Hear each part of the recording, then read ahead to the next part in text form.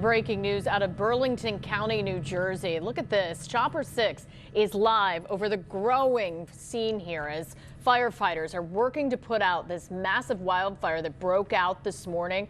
Officials say the area that is burning is near the Batona Campground, which has now been evacuated. If we zoom in here, you can see the flames just leaping from the tree line. Fire officials say firefighters are utilizing backfire operations to burn the fuel, burn the timber ahead of the main body of the fire. They're trying to contain this blaze as it's spreading here in South Jersey. Stay with Action News as we continue to monitor the spread of the flames and the efforts to attempt to contain this wildfire.